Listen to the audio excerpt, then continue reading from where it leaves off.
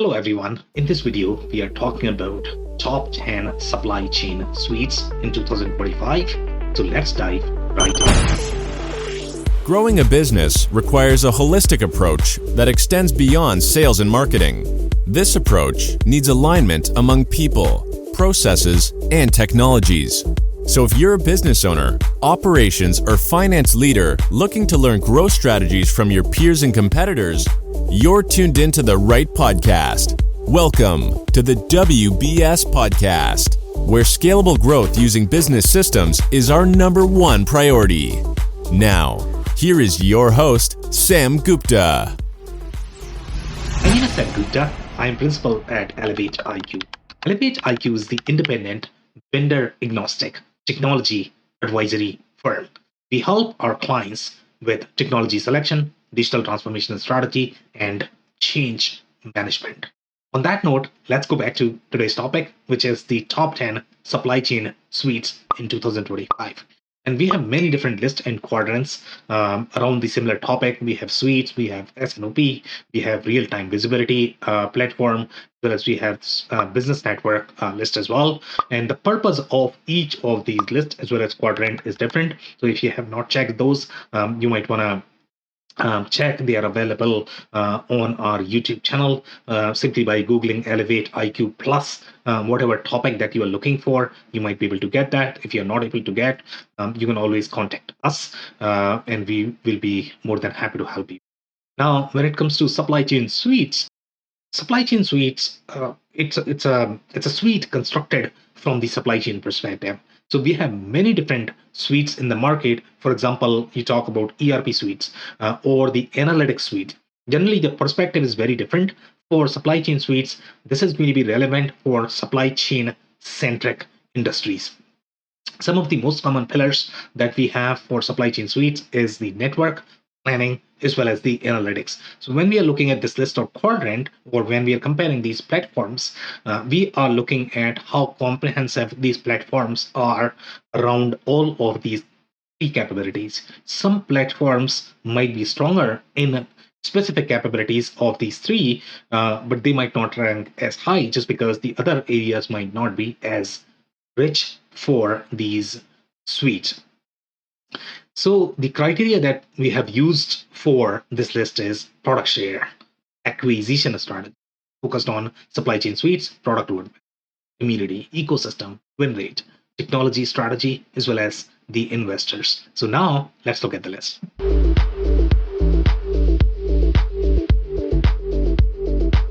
Number 10 on our list is Dassault Systems SCM.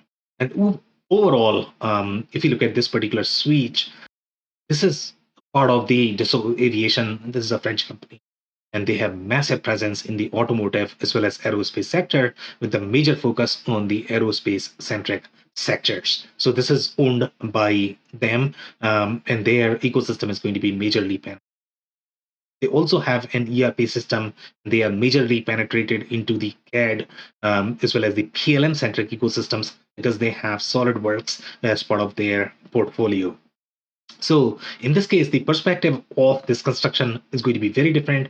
Here they are including not only your supply chain suite, but you are also going to have the ERP and engineering centric capabilities, with the only exception being not as strong in the MES centric capabilities. There are suites in the market that are stronger on the MES as well as the OT centric capabilities. Here, we are looking at the engineering centric capabilities plus your ERP and all of the SNOP centric capabilities that you are going to. So some strengths to keep in mind is this suite is created more from the ERP perspective.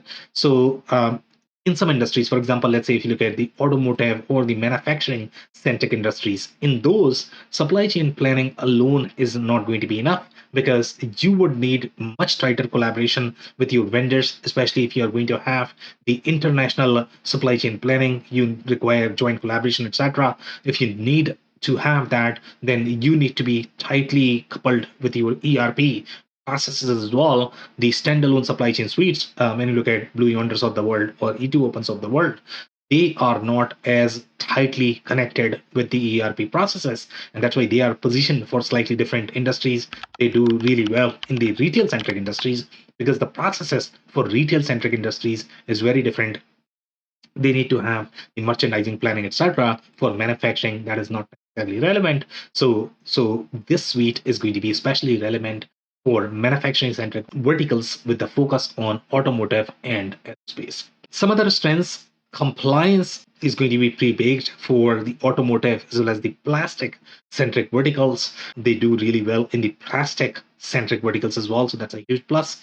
Some limitations to keep in mind is the technology is not as modern. They have not invested as much in their technology, so that's a little negative there. Their ecosystem is also very limited, even though they have a lot of partners from the engineering perspective in their ecosystem, but they don't have as much expertise from the supply chain ERP centric perspective.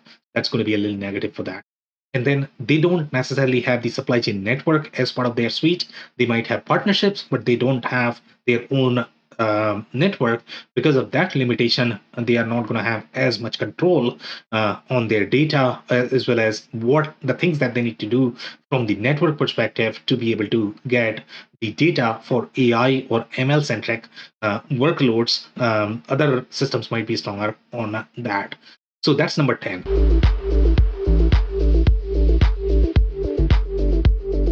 Now, number 9 on our list is Trimble. And the industries that Trimble targets is very different. They are very strong in the construction centric verticals. They are strong in the transportation as well as agriculture. And the reason why industry as well as the product types matter for the supply chain suites is because each product and their vendor networks are going to be very different, and generalized suites are not going to be as good for those industries. And that's why the industries as well as the micro vertical is extremely important, for these supply chain suites.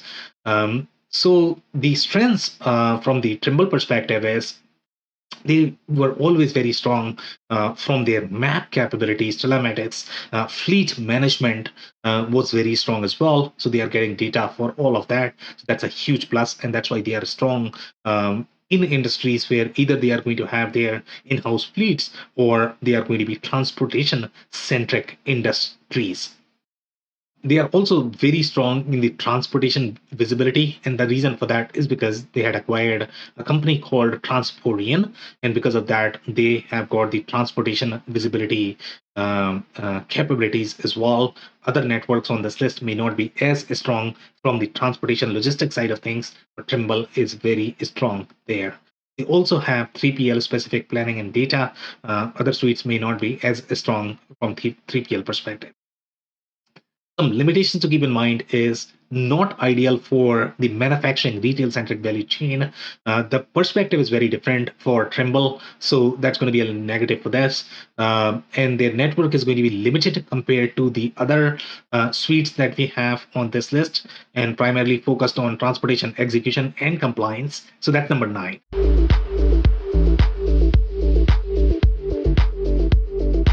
Number 8 on our list is QAD. And QAD has very similar perspective as your Dassault systems. QAD was very strong in automotive, food and beverage centric verticals. They had their S&OP, WMS, TMS centric capabilities. So they have the execution component, but they are not going to have the network as part of their suite. But again, their perspective is similar to your Dassault systems, where they are going to be stronger for manufacturers because of that tight alignment with the ERP processes. Some strengths to keep in mind is integrated with the ERP solution. So this one is going to be pre-baked, and that's a huge plus for companies or the industries that require tighter collaboration with ERP. Not every industry is going to need this. For example, when you look at retail is generally not as intertwined with the ERP processes. For them, the ERP is just the accounting centric processes, but for manufacturing, it's different. The cost perspective is very different. So that's why the supply chain suites for manufacturers are very different as well. And some other strengths from the QAD perspective is, again, their compliance is going to be pre-baked for automotive as well as F&B centric verticals. Some limitations to keep in mind is not as diverse. And their ecosystem is very limited as well, just like your IQMS or Infor. And network is not going to be part of the suite, which I already mentioned. So that's number 8.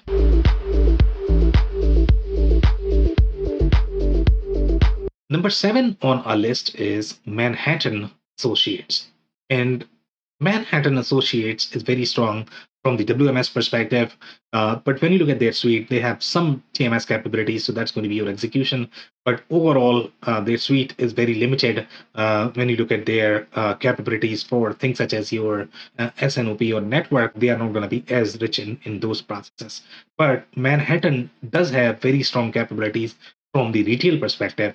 For example, when you look at the retail merchandisers and planners. So again, the perspective for retail is very different, as I have been talking about that, while discussing the other vendors that we have reviewed so far on this quadrant. So again, this one is meant for retail. And the warehouse as well as the store visualization and planning capabilities are very unique for retailers. Manufacturers are not going to need those unless they have a retail component as part of their business model. And these guys also have some processes for the POS, OMS, etc. So that's going to be a huge plus for the suite. Limitations to keep in mind is the whole supply chain planning as well as network component is extremely weak. They might have fragments of it, but for the most part, they don't necessarily have that, and it's not necessarily SMB friendly. So those are some of the negatives, and that's number 7.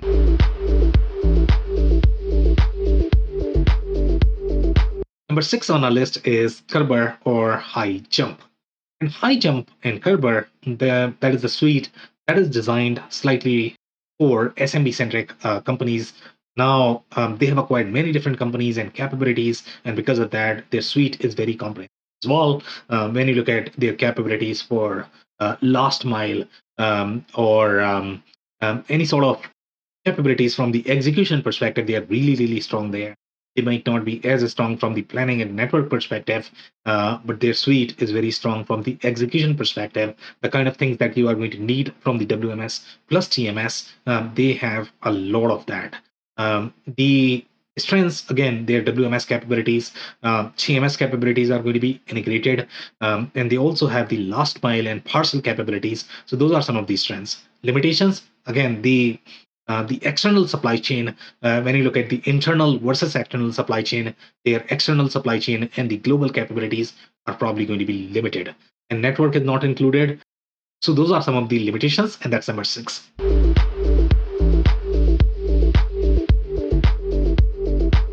Number 5 on our list is Infor Cloud Suite SCM. And Infor Cloud Suite SCM takes very similar perspective as your Dassault systems or the here the perspective is going to be very interconnected with the ERP processes. So this is slightly more relevant for the manufacturers, even though they do a lot of business with the retailers as well. But those retailers will also have some manufacturing component in a general. So some strengths to keep in mind is comprehensive suite for supply chain management and great visibility platform with planning. And then they are also going to have the global trade workflows as well as the compliance capabilities. So those are some of the strengths. Limitations to keep in mind is the execution component from the transportation perspective is not as strong. So the suite is not going to be as strong or comprehensive as compared to other platforms on this list. And not proven with the enterprise workloads. They do really well in the upper mid market, but they don't have as many logos from the enterprise perspective.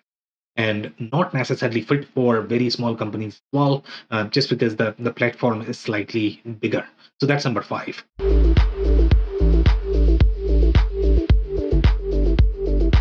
Number 4 on our list is Oracle. And Oracle, compared to the other ones that we have reviewed so far, this is going to be applicable for slightly diverse business models. They are not going to have as last mile integration capabilities, compliance that you are going to find with the other platforms. So some strengths to keep in mind from the Oracle perspective is it's a comprehensive supply chain management suite. Even though the experience might be slightly more legacy, the platform is not as modern as new. Even though they have innovated, put a lot of R&D budget in innovating the cloud capabilities. Some other strengths to keep in mind is they also have very strong global trade capabilities, strong planning platform integrated with their execution suite, and they are pre-integrated with ERP. So those are some strengths. Some limitations to keep in mind is network is not part of the suite, so the whole suite is not complete. It's not SMB friendly, and it's probably going to be very expensive as well. So that's number.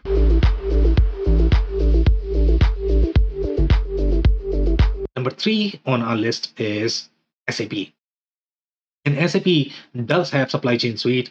They have network, but that network is more from the procurement perspective, not necessarily the complete network, the kind of networks that you are going to get with Blue Yonder or E2Open. So with SAP, they also have very strong execution component in terms of their EWM as well as their TMS component.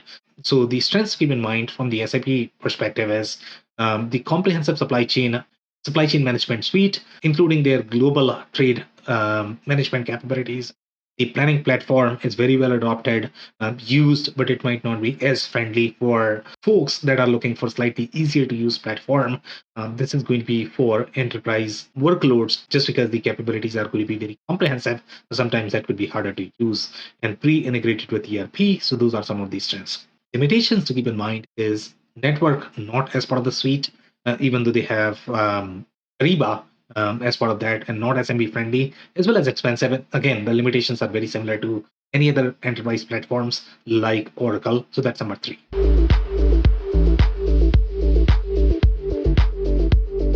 Number 2 on our list is Blue Yonder. And Blue Yonder is very well adopted, and it's one of the most comprehensive suite overall from the supply chain perspective, especially when you look at retail centric use cases. The strengths is one of the strongest supply chain suite, including the network. A lot of these suites don't have the network. With Blue Yonder, you have the network, so you are not only going to get the technical platform, but also the data, the industry data, as well as the external supply chain and the control tower capabilities that are going to be far more reliable than what you are going to get with the other platforms, unless you acquire these data sets as well as the externally separately. Ability to handle large number of SKUs for enterprise retailers, and that's a huge requirement, especially if you are going to have a lot of SKUs as well as the variations. A lot of these platforms scale for their planning scenarios. So for that, Blue Yonder is a great fit. And then you also have the external supply chain capabilities. A lot of these platforms may not have that. So that's a huge plus. Some limitations to keep in mind is, again, the perspective is limited, so ERP is not necessarily included as part of the suite. So if you are going to have processes, especially if you're a manufacturer where you need to rely or you are going to have dependency on ERP centric processes, that integration might be difficult. So it might not be the best fit for manufacturing centric use cases. In some cases that might be okay if those manufacturers are very retail centric, distribution centric, and they don't necessarily as much cost perspective. For that, Blue Yonder okay. But when you look at the complex manufacturing where you require joint collaboration, etc., automotive, aerospace, for those verticals, it will fit. The network is smaller compared to other suites. For example, if you compare this with one, and it's probably not going to be SMB friendly just because it's a very great platform. So that's number 2.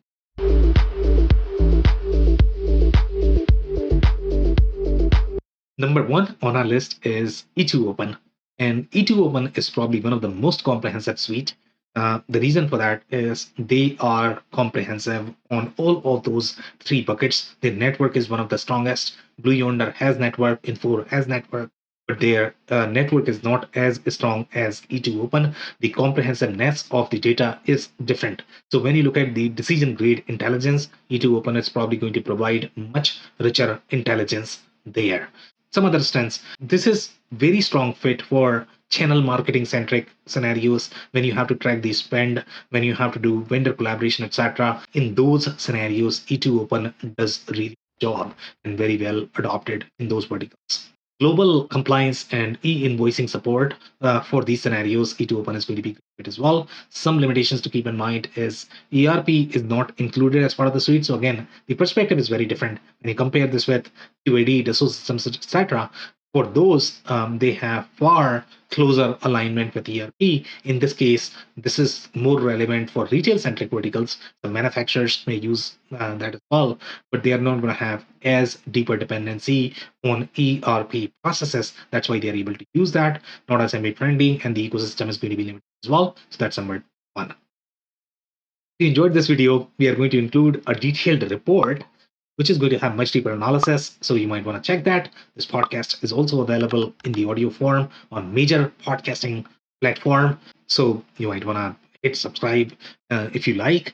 And then we publish these videos on a weekly basis. So if you have not subscribed to our YouTube channel, you might do that. On that note, thank you so much for tuning in. I'll see you. Thank you for listening to another episode of the WBS Podcast. Be sure to subscribe on your favorite podcasting platform so you never miss an episode.